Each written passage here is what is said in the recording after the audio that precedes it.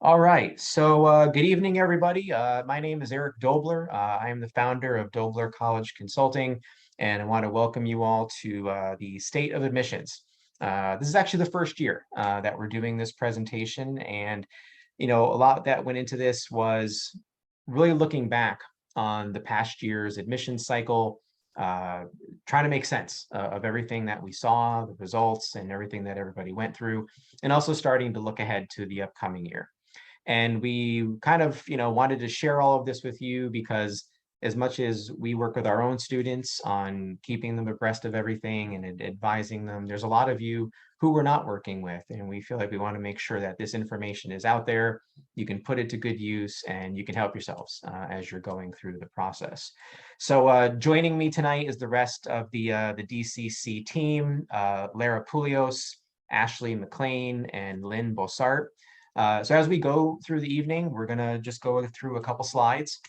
I promise you we're not going to read them verbatim, but we do want to cover so many different topics and some ideas. And most importantly, we also want to make sure that we're getting to your questions. So if you do have any questions throughout the night, please use the chat box at the bottom. Lynn will be monitoring the chat box, and if there's questions we can dive right into, we will. And if there's some that we feel like should just be held to the end, we will leave time at the end to try to make sure that we get through everybody's questions before the night is over. Okay, so with that in mind, I'm going to move us over to our second slide here. And, again, the whole premise behind this presentation tonight was to kind of go back through a little bit of what we learned this past year. And without making everything sound like it's because of the pandemic, there's a lot of effects on the application process that have stemmed from the pandemic. And one of the things that I think we've all been struggling with as consultants and as high school counselors and all of you as families is trying to make sense of what's been happening in different schools with their application pools. And as we've seen a lot of schools making decisions about enrollment, about testing policies, and a number of other factors, one thing that really struck hard this year was that applications are up again across the board at so many different schools. And we're really seeing like some historic changes at certain schools. In Northeastern, the first example that you see there, I don't want to speak for everybody in the industry, but I don't think any of us saw Northeastern receiving 90,000 applications this year and seeing their acceptance rate drop from 20% down to 7%. I mean, that's an acceptance rate that rivals schools in the Ivy League and some of the more rejected schools in the country. And, just so many years ago, Northeastern was admitting 45, maybe 50% of their freshman class. So, these changes are just they're crazy. I mean, let's call them what they are. They're crazy and they're historical as well, because you can't anticipate that, and it's hard to help students make sense of that when they might be looking at acceptance rates from last year or 2 years ago, or seeing classmates and or former students that they know saying, well, hey, so and so got into Northeastern, and I have a similar profile, and we kind of have to work through that and say, well, let's look at the different dynamics right now. Northeastern was getting 30,000 or 40,000 fewer applications at that time, and it's just not the same ballgame anymore. So we're seeing a lot of these really very popular, very highly ranked, what I like to call super rejective kind of schools. Acceptance rates are just plummeting and plummeting because as the applications are going up, they're not increasing enrollment.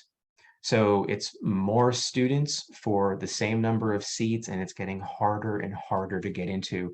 I mean, even here at UConn, as a flagship university in the state of Connecticut, even UConn is seeing their acceptance rate plummet really quickly year over year as applications are increasing. So this is probably one of the biggest takeaways from this year that we're seeing. And, there's a number of factors that are also going into this, but I want to turn it over here to Lara, and she's going to talk a little bit more about some of the factors that are driving these applications. Yeah. So like, what is going on here? We all spend a lot of time asking ourselves this question about what is fueling this crazy increase in applications and then the resulting decrease in acceptance rates. One of the big things that happened out of COVID was that almost all colleges were forced to go test optional because of the lack of testing that was available during those shutdown time. And so they went test optional, and that kind of removed this barrier, this artificial barrier, I'll call it, that was there for students applying to these schools. And um, the result has it's been very interesting to watch how this has played out, because what most colleges have found is that they were able to attract a more diverse population. They were able to really kind of take away that little number piece of it and really look a little more holistically at those applicants and find those students that were terrific matches for their school, but didn't necessarily have great standardized testing capability and were maybe precluded in previous years from applying to a school like that. So most colleges are now sticking with that test optional. There are some that have gone back to requiring test scores, and some are still on kind of a trial basis with it. I think UConn committed to a few years of test optional just to see how it all played out and what the resulting implication was with the classes and how successful they were. But I think that is something that is going to be part of the landscape, part of admissions going forward now, is that test optional is going to be a thing. But it did remove that barrier. So we saw students applying that may have not applied because that test score was going to be problematic for them. So that's one of the things that's driving this increase in applications. The second thing, that the fixation on rankings, and I'm going to digress here for a minute and talk a little bit about rankings. There is such flawed methodology in some of the most popular college rankings. And I'll call out US News here, for instance. There are components. Actually, Lara, before you call them out, can you repeat that statement, like what you just said about rankings? I want to make sure Yeah, do you want me to just like scream it from the neon lights, billboards, scream it. Flawed methodology when it comes to these rankings. And I'll use as an example with US News, one of the components of their methodology is that they have what they say is higher ranking officials at other colleges have to indicate if they think another school is a good school. What kind of a measurement is that, for a VP of enrollment at such and such a school to say, yeah, I think this school is a good school too. I mean, that's part of that methodology. And half the time they're handing it off to an intern or someone else in their office because they don't have the time to fill out these surveys. And also, what knowledge do they have of other colleges that they're competing with, quite frankly? So there's other things that are part of those methodologies that just really don't make sense. But I know it's very tempting for families to quickly Google top 50 business schools. And as a parent of college students, I'm guilty of that myself, right? You're just curious. You want to see who falls in the rankings. But I would implore with you to try to avoid doing that and factoring that into your college search, because it's really not good information. And then let's also talk about the colleges themselves. Everyone wants to go to the school that has the lowest acceptance rate, right? You think that the lower the acceptance rate, the better quality school. No, that's not the case. But of course, everybody wants to be at the most selective schools. So it's a vicious cycle here. They get more applications, so the acceptance rate goes down, and they promote that. They say, oh, we've got a 7% acceptance rate this year. And then all of a sudden, everybody's like, oh, I want to be at that school. So it just drives this crazy, vicious cycle. And so we're seeing all those things kind of converge. And particularly with, as Eric called them, the highly rejective schools, this seems to be the cycle that we're kind of caught in now with a lot of these colleges. Yeah, I find myself like looking ahead to this year and thinking like, okay, what am I anticipating with like some validity? Like, okay, I really think I can see this happening, but then what are going to be the real wild cards this year that just none of us saw coming, like, Northeastern. And I think as we look over the last couple of years too, like this idea of like the colleges wanting to drive up more applications and moving away from testing. You see places like Tulane and Case Western and George Washington University did, made great use of this, over a number of years. I think even Vanderbilt, would be another one that comes to mind, that they've just like pumped all this effort and resources into just building up more and more and more applications. And it's kind of at a point where like I sometimes envision like a dartboard on the wall, and I'm saying, okay, let's just throw a couple darts out there, see which kids we randomly end up with, but then let's also cherry pick what we need here, what we need there in terms of geography majors. And we'll talk about that a little bit later on, but there's so many of these tiny little variables that go into it with these just massive application numbers. I actually saw a chart from Cornell University that showed their increase in applications over the year versus the freshman class, who was admitted. So I went back to 1993 because that's when I graduated high school, and at the time, Cornell was admitting roughly 50% of the applicant pool because they were only getting about 30,000 applications at the time. Now the applicant pool is close to 70,000 applications, but the size of the freshman class is basically the same, maybe a little bit bigger, but essentially the same. So massive increase in applicants, same size of the class. It just gets harder and harder and harder every year. Yeah, and I'm also, just another point popped into my head about the marketing that these colleges do as well. They are trying to drive up applications. Remember, those are application fees that they're collecting, and they love the lower acceptance rate. So there are some pretty intense marketing tactics that are going on with the colleges. And when your child is getting, bombarded with emails and your mailbox is filling on a daily basis, and it's really tempting to kind of equate that to, well, they really want my student. Well, yes, they really want your student's application, but do they know enough about your child yet to know that is a student that matches well with them? No, they don't. They've pretty much purchased your contact information, most likely from College Board when you registered for the SAT, in order to market to you. So don't read too much into the barrage of email and mail that you're getting from them. Numbers, and more numbers, right? So anybody else have anything they want to say on that point? No? Okay. All right, so one of the points we had been talking about a little bit was testing and how the landscape has changed so much, especially with COVID turning everything upside down over the last couple of years. And I think it's important to sort of understand just the different policies that colleges will administer in regards to testing. So, there's a couple different pieces of terminology you will hear. The first one, sometimes schools will say that they are test blind, like WPI in Worcester, Mass. And what does that mean? If a school is test blind, it means they are not going to review your test scores at all. They don't use them, they don't factor them. And if you send them in their eyes, they do not exist. And where this really works well is for a school that is doing a much more holistic review, really paying close attention to the trends in your transcript, what you're sharing with them in your essay, the nuances that the teachers and your school counselor have shared in letters of recommendation, your leadership, your community service, perhaps your activities. I tell my students all the time, like I look at it like a pizza. In a school that is really holistic, there's a lot of slices in that pizza that they're looking at. They've just taken the testing one when they're test blind and they've pulled it out. It's not there anymore. So test blind really works very well for students who just don't want to test or have that sort of test anxiety. They feel like it's not going to be a good thing for them. Test blind is a great way or a great advantage for them. Of course, we've got all the schools who've been going test optional.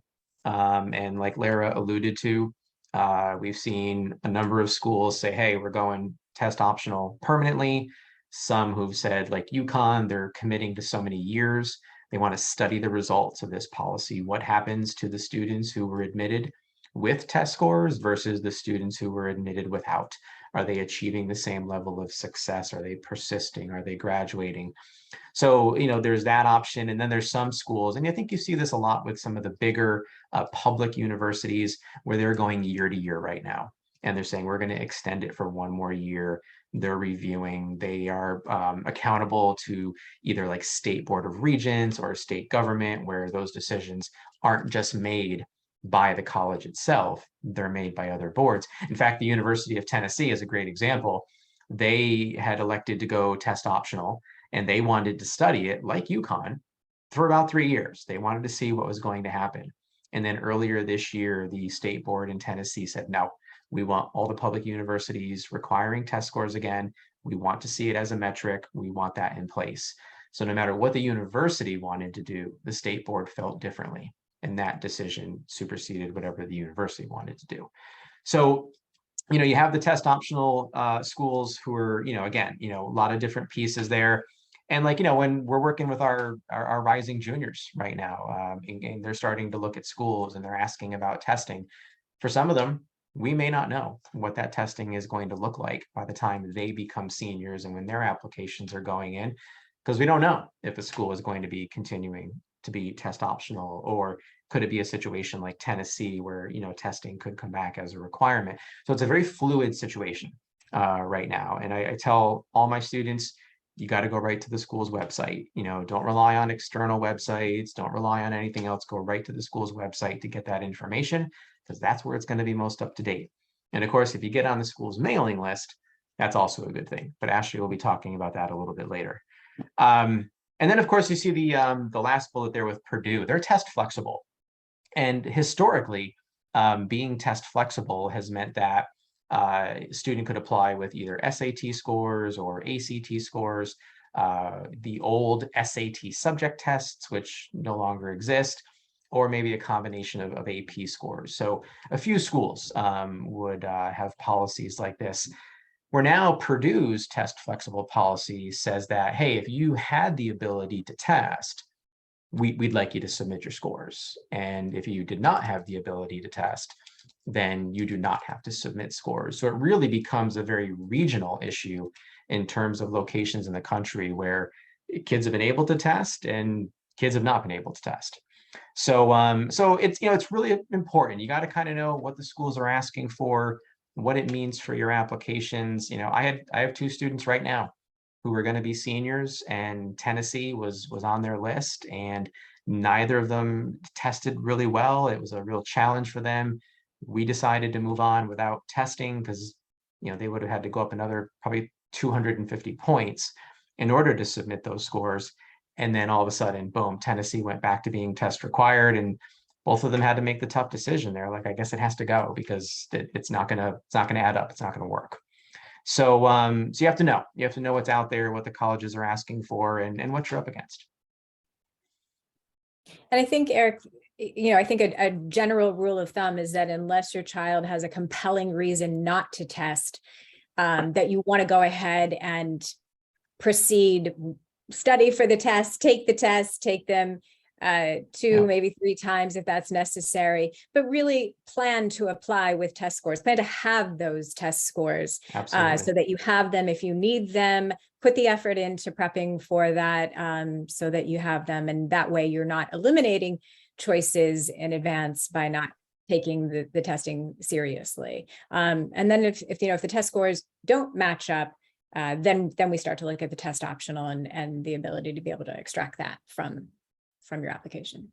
That's right. Because I think we can all agree pretty easily that, low test scores, they're never going to help. And of course, what's happened during test optional admissions is that the average test scores have just skyrocketed, because now it's no longer everybody submitting scores.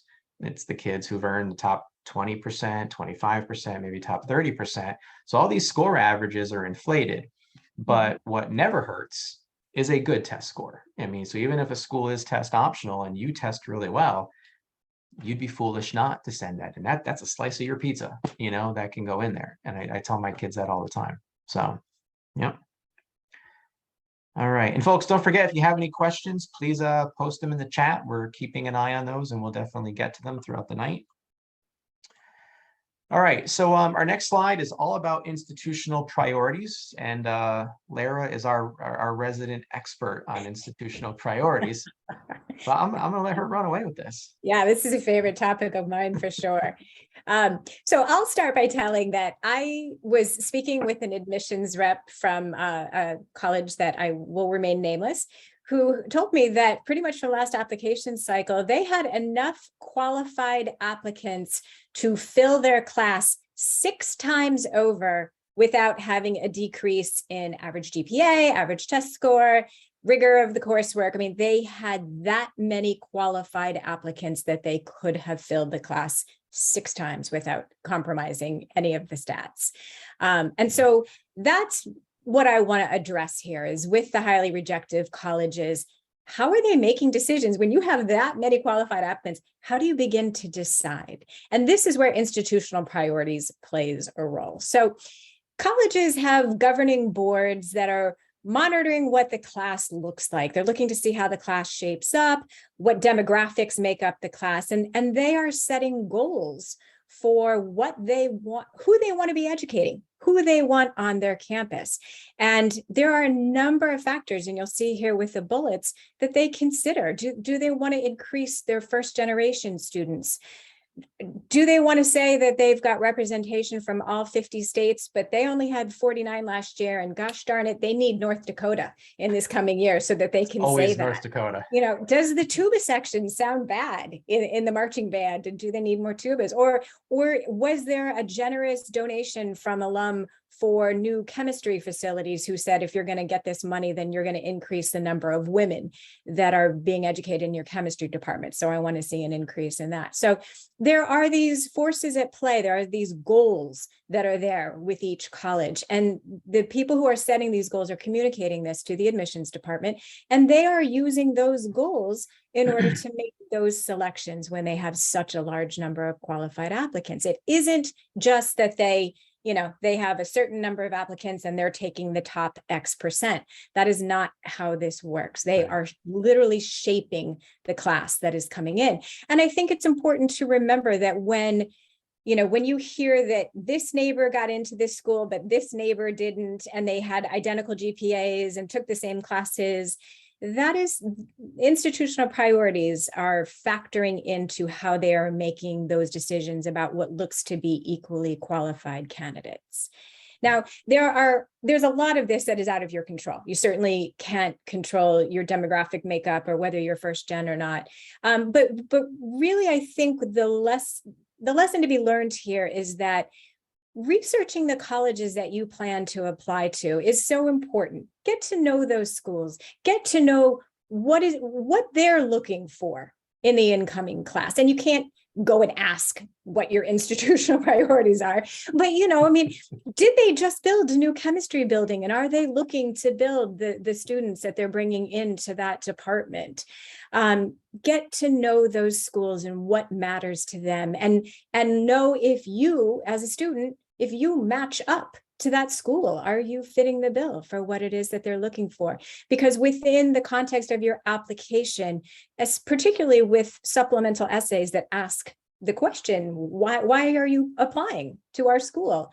You can certainly, it's really important to be able to communicate why you think you match, and hopefully you're kind of hitting some of those goals that they're looking for. I think it's also important to remember here that if you are not accepted to a highly rejected college, that doesn't mean necessarily that you weren't qualified to be there or that you would not have been successful at that school. There are simply not enough spots to accommodate all of the applicants that are qualified. And so these institutional priorities have to be put into play in order to make those selections. They change from year to year. Too. That's the other fun part of this. They each year they're going to reevaluate. They're going to look at the class that came in. They're going to look to see how they want to shift that going forward. So this is a lot of a moving target. Yeah, I think that's one of the most challenging pieces of it, is how much it does change from year to year. You can never just pin it down and say, oh, I get it. I get what the school is now looking for. No, because once they've filled that, there's other priorities the following year. Yeah, absolutely. And the other thing too, I like to tell students is that this is the reason that you try to make every piece of your application strong, where you're putting out the best in you. It's like, I always say your application is a story of you. And so everything that you want to express that makes, you who you are, you want them to know, because you just don't really know what they're looking for. And this way, if you don't have what they're for, that's okay. It's just not a good match that year, like Eric said. But that's why every piece of the application is really, really important, I think. I like how you frame that, Lynn, the story of you. It's so true. And and I think one thing that, actually, I think an example I would give here is back when I worked in admissions, because this is true very much of the very highly rejective schools, that we've been naming off and talking about, but it's also just true in general, in terms of how any college builds their incoming class. Like they have needs, they have goals, they have departments that might be under enrolled or over enrolled. They're trying to work on gender imbalances. They have to fill certain aspects. And when I was in admissions, I sat on the enrollment management committee. I was one of two people from the admissions office who were part of a team of 10 people from across the university who basically set these goals and priorities each year as we were going into the application review. So who did that include? It was athletics, it was the advising department, it was folks from faculty, it was from the learning center where they were working on developmental aspects to the university. So all these different people from different departments who were like, hey, this is what we do, this is what we need, this is what we're looking for, here's what we don't need more of. We have too much of this. So it's all these competing priorities. And then you take that grid and now you lay it over the applicant pool and say, okay, what do we have that is satisfying all these needs and goals so that everything is balanced? And it's balanced from the university's perspective. And I think that's one of the hardest things for students and families to understand, is that it's not about them. A lot of these decisions are made because that's what the university needs. Like you said, so that school could, fill their freshman class, 5-6 times over, with qualified applicants, and they wouldn't slip in any way because there's so many great applicants. But it always comes back to, what does the school need? And that's hard. It's hard to wrap your head around that sometimes. But all right, well, we are going to move on here to our next slide that kind of takes this idea of enrollment management and institutional priorities, and we're going to turn it over to Ashley and let her talk a little bit more about some of these factors here. Awesome. Thank you. Before I get started, I just want to apologize. I woke up with a little cough this morning. So if I sound hoarse or grab my water, that is why, but I should be okay. But I do want to talk a little bit about enrollment management. And just like everyone's saying, making a class at any institution is a very tricky process. And those individuals in enrollment management are all of the offices that Eric just mentioned, typically graduate, undergraduate, even financial aid. And they have goals, just like you as the student has a goal of wanting to apply to a specific institution or wanting to get accepted to an institution. These universities have goals. And their goal is their yield. It's the number of students that they want to bring in, that they want to fill the seats with, that they want to fill the residence halls with. And sometimes it's a guess. These last couple of years has been with COVID, essentially, but colleges are working, they're looking at the numbers, they're looking at the trend. And sometimes if they don't necessarily meet their yields, or they have too little students coming in, they can potentially lose revenue. If they overstretch and they have too many students coming in, they potentially may not have enough housing or may not have enough seats in their classrooms for students to actually sit in. This happened not so long ago at Boston University. So moving forward this academic year, those admissions counselors are going to be looking very specifically at those applications of the students that are coming in to make sure that they are a perfect fit, that they are the students that their institution needs and will ultimately yield to attend Boston University. And that goes across the board with all of the institutions around the country. They're going to be very specific at the students that they are looking for and the students that they want to come into their university. I worked in college admissions for about 11 years. I sat and I was the one that reviewed the applications. I looked at the standardized test scores. I looked at the GPAs. I sat down in interviews with many students over my time there. And it was my opportunity to get to know the students. It was my opportunity to build relationships with them as well, too. in those relationships that I built, I also had certain criteria that I had to meet with my staff in the admissions office. Colleges use specific, sophisticated criteria that they use to bring students in to their institutions.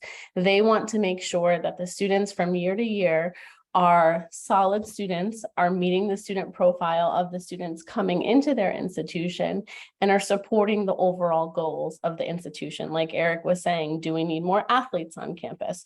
Like Lara was saying, do we need more tuba players or more students in the chemistry program? It's really understanding what the university needs and researching those universities to figure out what it is that those goals are, and having those conversations with the admissions counselors at the time of your application process. For colleges per se, they have something called yield protection. This is something that's not necessarily uncommon. Institutions want to recruit the students that they have accepted. So they want those students to attend their university.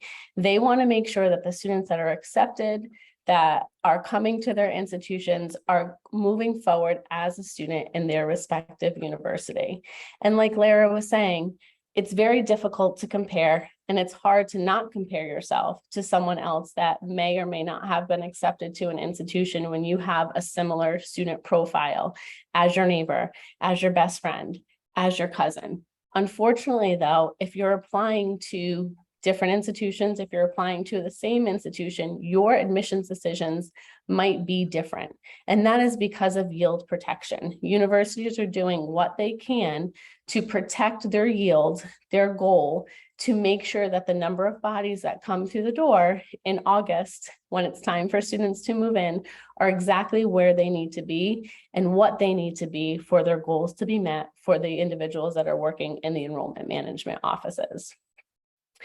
I want to talk a little bit about the early decision, early action process. I know we have a couple of questions that came through in the registration about this, but one thing I do want to highlight, there is a very specific difference in early decision as well as early action in the application process. Early decision locks a student in to their acceptance at the university just by being accepted. So when you are signing your application, you're signing on the dotted line to hit submit. You are saying that if I am accepted to this institution, I will attend this institution. You may or may not know what your financial aid packet is at that point in time, and you most likely won't know what your financial aid packet is at that time. Then there's early action, which allows students to still have the opportunity to say yes or no if they want to attend a specific university. Now, when you look on a college's website, you will see several different options of application options per se. So they can have an early decision 1, an early decision 2, an early action 1, an early action 2, a regular decision, a regular action. There's so many different options, and you have to be very specific about knowing which application process or which application type you are submitting. The early decision locks those students in that are applying as early decision in a certain percentage of the incoming class. So this ultimately does help an institution in supporting their yield. So they then know how many more students they may need to accept so that they meet their goal come August when students are moving into the university. Demonstrated interest is also something that is pretty important for some colleges. Some colleges track this, some colleges don't track this. Demonstrated interest is exactly what it sounds like. This is when an institution tracks a student's interest. So when Eric was saying getting your student's name on the mailing list, if you're attending a college fair, or if an admissions counselor is coming to your guidance office or your cafeteria during a lunch break, and this is a school that you're interested in, I would highly recommend going up to that admissions counselor, introducing yourself, and filling out the little inquiry card that they have on their table. Some institutions even have a QR code nowadays. So you just click it on your phone and it sends your information right over to the institution. This is one way to start the process in tracking demonstrated interest for schools. Schools will look at if you've reached out to an admissions counselor, if you've come to visit campus, if you've attended any type of events that they are hosting on or off campus, and the communication that you've had with your admissions counselor. If you have a question about something, reaching out to them, picking up the phone, shooting them a text message. Institutions want to see that students are interested in being a part of their community campus.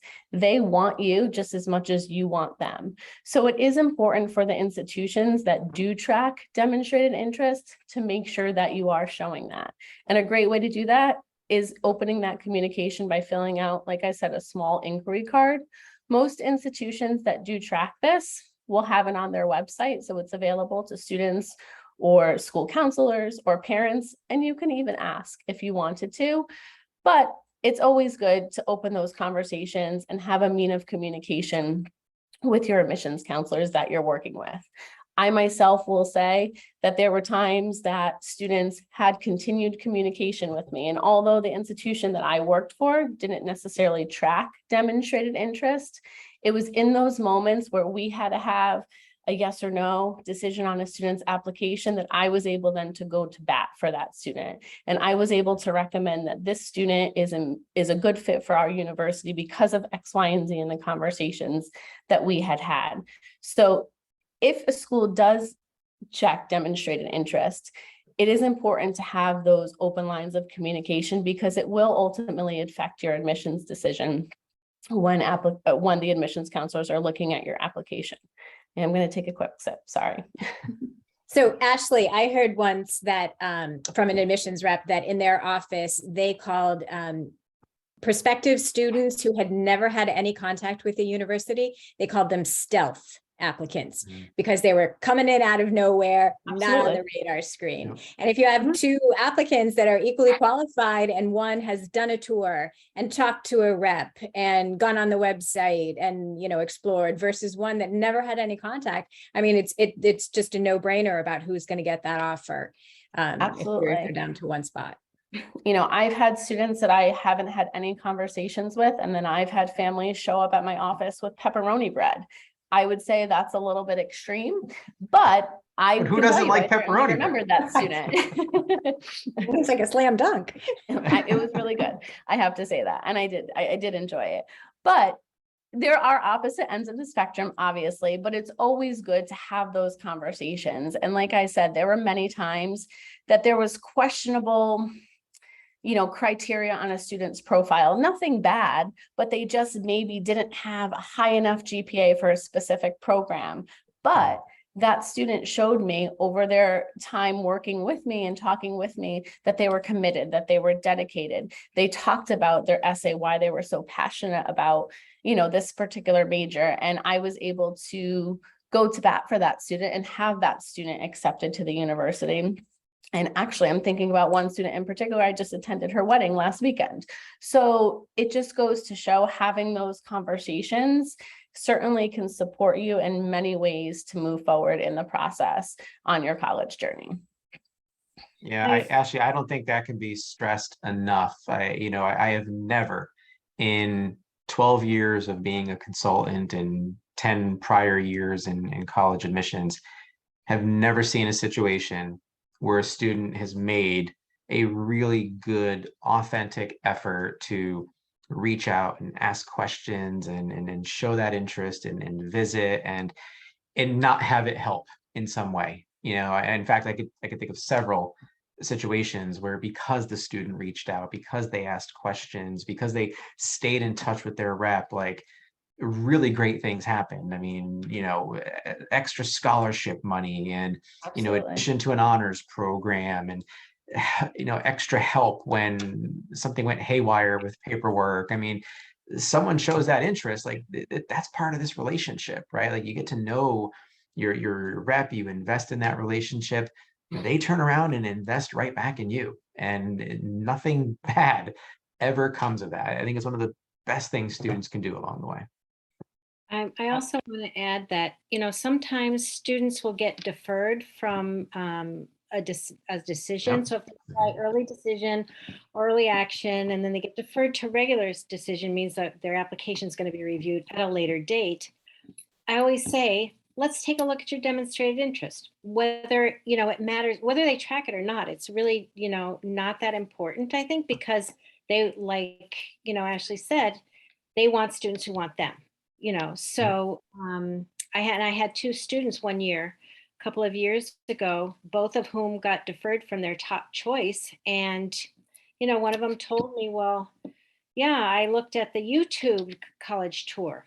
And I'm like, no, you have to go on. And we had talked about this, but they don't understand the importance of it. So both of these kids went back and they did that. They, since they really wanted those colleges, they went in and they made a point of showing how much they wanted, and both of them were admitted, underrated. Yeah. So it can make a huge difference. Just one more story. I had a student that I worked with recently that she wanted University of Michigan, and she wanted University of Michigan dance team. And that was her goal. And when she received her admissions decision, she was waitlisted. And she was told, ultimately, we don't know, we'll have to wait and see, probably won't get a decision closer till May 1. And we talked, and I've known this particular girl, most of her life. I ended up writing her a letter of recommendation outside of my role in this position.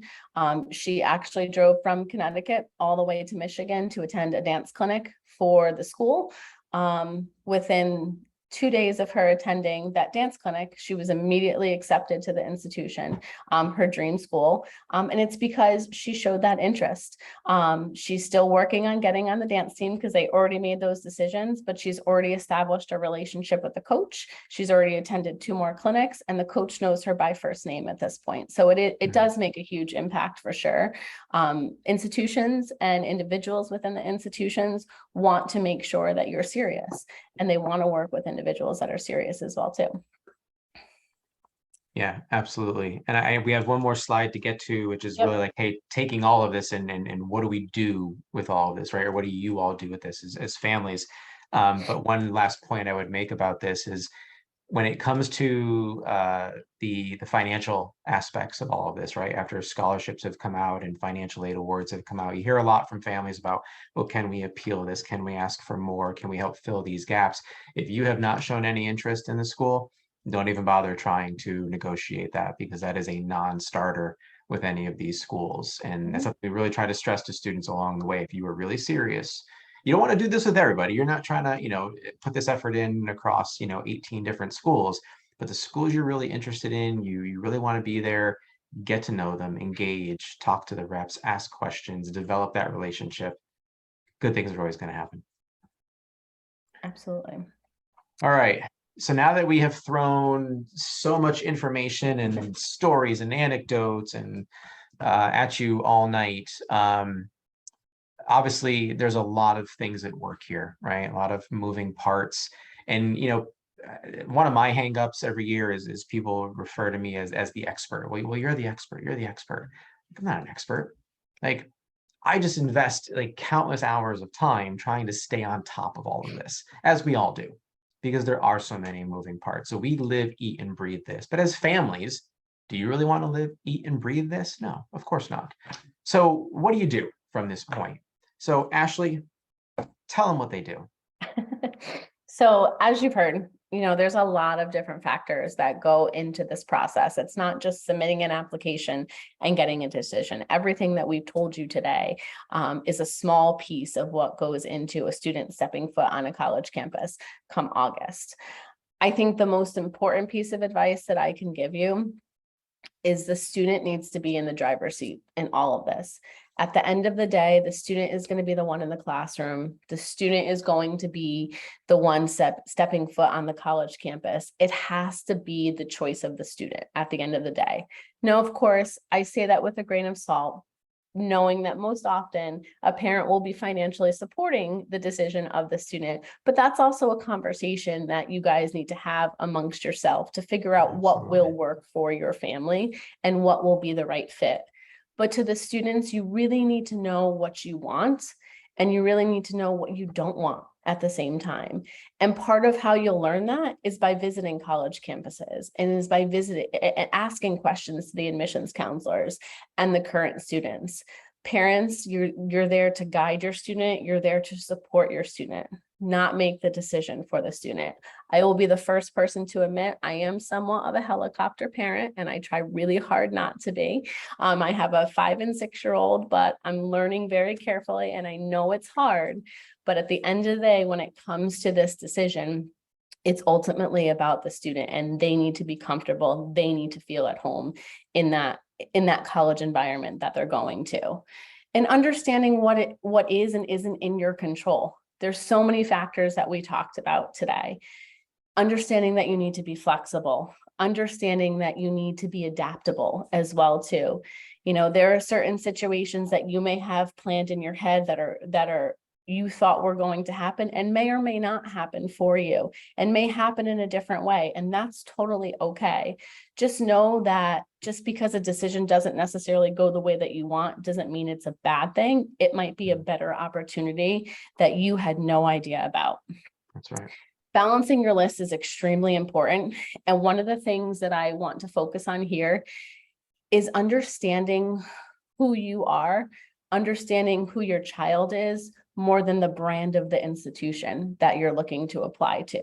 So instead of saying, I need my student to go here, they need to go to this Ivy League, as much as a name sounds great on a diploma, it may not be the best fit for your student. And that's ultimately not going to be a good experience for your student, for you, and for your wallet in the long run. So you really want to make sure that you understand the right fit of school that your student needs, and make sure it's the most appropriate for their goals and to support their future in the long run, and making sure that there's a lot of opportunities on those lists. And being honest with yourself about everything. This is a hard journey. This is a hard process. It could be stressful, but it also can be exciting, and it also can be happy, a happy experience for your family. Celebrate all of those fun moments when you first submit your first college application, when you finally finish your essay, when the FAFSA is finally done. Celebrate all of those moments, but also know at times you might need to ask for help. You might need to ask for support. I think one thing that we've learned in the COVID world over the last 2 years, it's okay to sometimes not be okay, and ask those questions. Seek out those supports that you need. I'll be the first person to admit, I have a son that has special needs, and I thought I could fix everything coming from a clinical background. I couldn't. And I learned how to ask for help for my son, and it was the best thing I could have ever done for him. So sometimes asking for help and asking for support ultimately will be the best circumstance you can put yourself in. So those are the 4 tips that I would leave you with, and I can certainly guarantee will help you in this process overall. Yes to all of the above. So, all right. Well, we're gonna leave the remainder of our time here to open up for questions, and I'm actually gonna shut off the screen share in a moment, just because I think I'm tired of looking at the PowerPoint. But what I do want to stress to everybody tonight, we're not doing this to make a sales pitch. We really want to try to provide just information, resources, and if you have questions, follow up with us.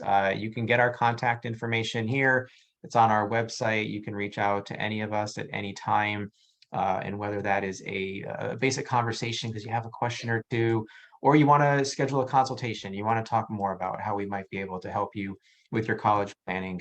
Yes, we are happy to do that with any of you. So as Ashley said, please don't hesitate to reach out. So at this point, we did get some questions before the webinar. We had some people emailing questions in. I know we've compiled those, and Lynn kept track of that. And I don't know if anything popped up during the night, but if anybody does have questions now, please feel free to throw them in the chat. And then we're going to kind of go through. Lynn, I'll let you sort of orchestrate that here for the last 10, 12 minutes or so, and we'll just kind of go through those questions. Okay, I'd say that the majority of the questions that we got in advance had to do with application options, admission options, regular decision, early decision, early action, all the things that, Ashley talked about, like how do you know whether you should apply early action or regular decision? Should you wait for your grades to come out either at the quarter mark or at the semester mark? Because, how do you know then when to apply? Because that does make a difference. If you want to wait for, your semester grades, maybe you want to wait and apply regular decision, which gives you until January, typically January 15th, to submit your application. And so that's kind of what I thought, whoever wants to talk about that, go for it. Does anybody want to jump in? I'll take that one. Okay. So I think let's start with early decision. Early decision, you have to be 100% sure that, number one, that is the institution that you want to attend. And number two, your family should have run the net cost calculator that is on that college's website and gotten the result of what that college expects you to pay, and be comfortable with that financial commitment. That is a binding contract, and you do not want to enter into that until you are absolutely sure that that is the right choice and your family is prepared to pay what is expected of you. So that's kind of an easy one. In terms of early action versus regular decision, the pro of early action is going to be that you're going to get that application at the door a little bit earlier in senior year, and you're going to get that answer back. Usually, with a November 1st early action deadline, most likely you're getting that response in mid-December to mid-January. So that takes a little stress off senior year to be able to get those results back a little bit earlier. But here's what I would suggest is not a good time to use early action. If your junior year was a little bit rough, maybe a little bit of a slide in grades, and you think that you could use your first quarter or first semester senior year grades to really show that you are committed to improving your academic performance, don't put that application early. Use regular decisions so that you have that opportunity to show increased commitment to academics. If your application is not ready to go for the early action deadline, maybe your essay could use a little bit more work, or you have more research that you could do into your supplemental prompts, hold off, wait until regular decision. Really only use early action if you had a strong junior year and your application is really at its best and completely ready before you use early action. That's right. It's the best story of you, right? Right. Mm-hmm. Yeah, and I want to add too, somebody asked if it was foolish to wait for regular decisions. So as you just heard, it's not. It all really depends on each situation, which is unique, each student, each college. And that's why, we look at them one by one with our students to decide what's the best thing for them to do. Throw another wrench in there to talk a little bit about early application and early decision. When I was working at a college, one of the benefits in applying early action is we awarded merit scholarship.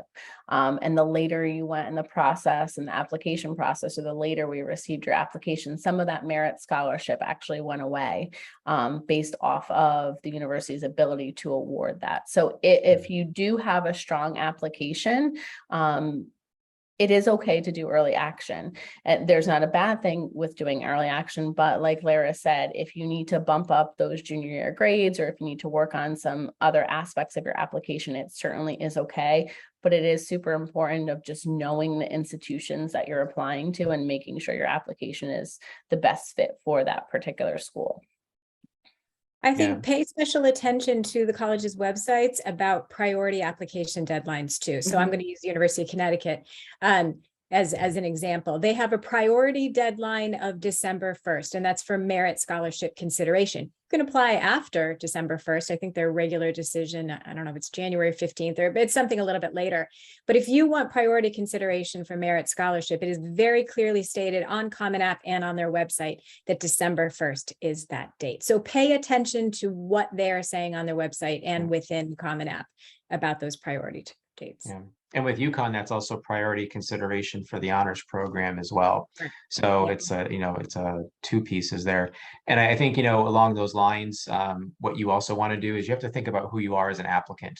if you're applying to, like, let's say a nursing program or engineering or computer science, like some of these programs that are just really super selective, a lot of them will have earlier deadlines for those applicant pools.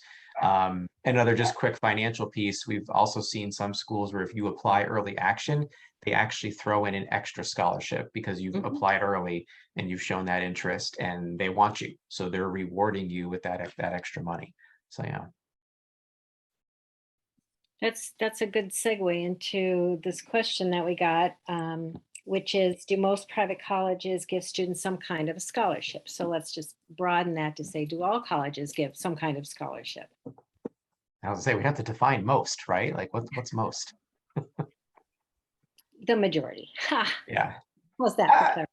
I would say, yeah, I mean, after you get rid of, you look at any set of rankings and, go back to the rankings thing, but you look at all these like super rejective schools who do not have to give out merit scholarships at all because they could do nothing forever and still get historical applicant pools because everybody wants the best. They don't have to give out merit scholarships. It's everybody else. It's the what 75-80% of the other schools that are out there that, yes, there is a ton of merit scholarship money to be had at a number of schools, and you don't need to be a plus student across the board or have to have a 1500 on your SAT to earn that money. You just have to position yourself well, and you have to go look for those opportunities where you stand out in that applicant pool. And, I mean, I don't want to speak for the three of you, but, I think we've all had those situations where, some really solid kids, some kind of shaky kids, and some really outstanding kids have all benefited from applying to the right places where they were awarded merit scholarship money that were difference makers, $25,000, $30,000, $35,000 a year. I mean, it's out there, you just have to look for it. Yeah, that's true. And also there are some schools that just don't give out merit scholarships because they meet 100% of a student's financial need, which is a whole nother subject. Has to do with financial aid, but you usually can find the kinds of scholarships that are available on a college's website. So you can look for those to see. Absolutely. And students shouldn't be afraid of seeking outside scholarships as well, too.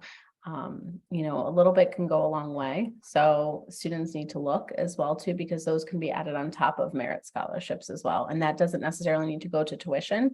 Sometimes they can go to books, they can go to laptops, so things to support your college experience. And so now I want to loop back to demonstrated interest. Lara, there was a question about colleges that don't track demonstrated interest. Yeah, so some colleges don't track demonstrated interest. They simply don't have to. And you think about, like, for instance, the Ivy League schools. They get enough applicants that isn't part of their selection process to try to have to figure out. I think I'm trying to remember one of the last stats I heard from MIT. They had like an 85% yield or something like that, meaning that for every 100 offers, they gave 85 students accepted. They don't need to track demonstrated interest. They're getting whoever they want ultimately. Right. So yes, there are some schools that don't track demonstrated interest, and some of the larger state schools that just simply can't factor that into the volume of applications that they're processing, don't either. But I think when you talk about a lot of the private colleges that are really competing for some top students, that's when that starts to become very important. Yeah. And I think, like Ashley said before, colleges want to know that you're interested in them. So it's always a good idea to demonstrate your interest, I think. And the flip side of showing colleges that you're interested is that you're getting information in return. So when you go on that college tour, when you take a virtual tour on their website, or you talk with a rep, you're gathering that information that is so necessary in terms of determining if this is going to be the right school for you. So it's really a two-way street. That's right. In fact, just a quick anecdote, like I had a student who lived in Colorado, and she was actually looking at the University of Delaware. because they have a really strong entrepreneurship program, and then that was sort of her big interest. But she's like, I'm never going to be able to go visit Delaware from out from Colorado. It's just not going to happen. So she called her admissions rep and was asking a couple of questions about the program, and the rep was like, well, listen, let me, have you talk to the director of the program, Dr. Smith, and they'll probably be able to give you a whole lot more than I can give you because you sound really interesting, you have great questions. So she connected her to the professor. They totally hit it off, talked on the phone for like 25 minutes. And the professor was like, listen, we're actually going to be doing mid-semester presentations, and we're doing it Zoom. This was during COVID when they were doing a lot of things online. She's like, I'm going to send you all the Zoom information. Why don't you join us? Like, sit in, watch the presentations, get a sense for what this, and this is like a junior level class, and just sit in, watch everything, see how it goes. So she did. She actually, to her credit, she asked questions during the presentation and just really dove in. And she's a really outgoing kid, so this doesn't work for everybody. But after it was all done, she sent a nice thank you email to the professor, said how much she enjoyed it. And the professor was like, gosh, your questions were fantastic. Here's when we're doing the final, like, sit in on the final and see what this is like. So this student had such an incredible experience from thousands of miles away because she started with a simple phone call and started asking questions. And she got to see what the classroom experience was like. She got a better sense of the program, the type of work the students were doing. She applied, she got in, she got a scholarship, she chose to go to another school. But if she hadn't done all of that, it never would have been on her radar to begin with. And it also never would have given her that benchmark to which she started measuring all the other schools that she was visiting and researching. And ultimately, the school she chose just really raised the bar even more for her, at a certain point. So really fantastic things can happen if you just pick up the phone or you reach out by an email and say, I have some questions. Can we talk? Yeah, exactly. Did you want to add something to that, Ashley? No, I just agree with her. Everybody should. One more question I just wanted to get to. I realize that it's already after 8, and I don't want to take up too much more time. But Eric, I think this would be a good question for you. And it has to do with applying to direct admit nursing programs. Mm-hmm. What can you tell us about that, or what can you tell our guests about that? Well, if we have a couple hours, I can tell you a whole lot of things here, but I think, as I alluded to before, if you are if you're looking at programs like a nursing or other direct admit programs like physical therapy, or sometimes computer science, sometimes business, sometimes engineering, and it really depends on different places. But to talk about nursing specifically, there's two different worlds here in nursing applicants. You have direct admit, which means you're applying to the university, and when you are admitted fully to the university and the nursing program. And then you have non-direct admit, where you're applying to the university, getting admitted to the university as a pre-major. And then there's going to be other hoops that you have to jump through, typically during your first 2 or 3 semesters, in order to then get admitted into the nursing major. So having served as an admission counselor at a university where I, reviewed applications for all the nursing majors, and then for 3 years afterwards served as their academic advisor, I could tell you that the challenges of starting as a non-direct admit major, so starting as a pre-major, can be really hard, because often they're admitting a class of, let's say, 100 or 150 students, but only maybe 50 or 60 are going to make it into the major. So those students have to know right away, my first semester has to be fantastic. Like, my grades have to be flawless. Like, I have to crush it. And as I saw that at my own institution, I could see the stress these kids were under, because anything less than a 4.0 might not be good enough. We took 100 kids as pre-nursing majors and only admitted 50 into the major itself. So I already knew right from the start, 50 of those kids were going to have to be repositioned elsewhere. Different majors, they might transfer out, they might just not make it. And that's tough. That adds a lot of extra stress and pressure to the first semester, where there's already stress and pressure and the transition and all that. So I say the easy answer here is, if you're looking at nursing programs, direct admit, they're more competitive. They're a little bit harder to get into, but if you cast the net wide, you look around at a lot of different programs, that's the fast track into a 4-year nursing program. The other question that often comes up, oh, could I just apply as a psychology major and then change the nursing, later on? No, the program is so front door based that you have to get in as a direct admit major or as a pre-major. They will often say like, oh, we might allow one change of major every year, but there's like 80 applicants. So it's just not something you can count on as a non-major. So direct admit is definitely the way to go. So if you're not 100% sure that that's what you want to do going in, then it might not be a good idea to apply to a direct admit major. Well, it is and it isn't, because like I have that situation come up sometimes where a student is thinking nursing, but then they're like, well, but maybe I want to go to medical school. I don't know if it's nursing I want to do, or maybe it's going to be speech or OT or something else. And I always tell them, look, if you think nursing is in the mix, that's got to be the leading major as you're moving forward. You can always choose to get out, right? They will gladly say, sure, go ahead. That'll open up a seat for somebody else. But if you're not in, and then you decide later on, oh, I really wish I had applied as a nursing major, can I change? It's too late. So it's got to happen at the front door. And I think that's good advice for a lot of those direct admit programs, Mhm. same with engineering. If you think you might want to be in engineering, start there. If it doesn't work for you, then yeah, you can transfer out. But getting into it once you're in the university is much more difficult. Yeah, Always. absolutely. Yeah. Same for business a lot of times. Yeah. Yep. Yep. Yeah. So that kind of wraps up our questions that we got. And if anybody has questions, after they see the recording or just have questions in general that they thought about, like Eric said, please feel free to reach out to any of us, and we'll be sure to get back to you. Absolutely. Absolutely. We're happy to talk to anybody, answer questions. If we can just help you get going on whatever track you need to get going on, whether that is with or without our assistance. At the end of the day, we want to see everybody do well and enjoy this process as much as they can and have great outcomes. So we hope tonight has been really helpful and valuable to each of you. We will be sending out the recording. I should most likely be getting that out tomorrow. And of course, like if you need anything, you have any questions, please reach out to any of us at any time, and we would be happy to help you. Have a great night, folks. Thanks for joining us.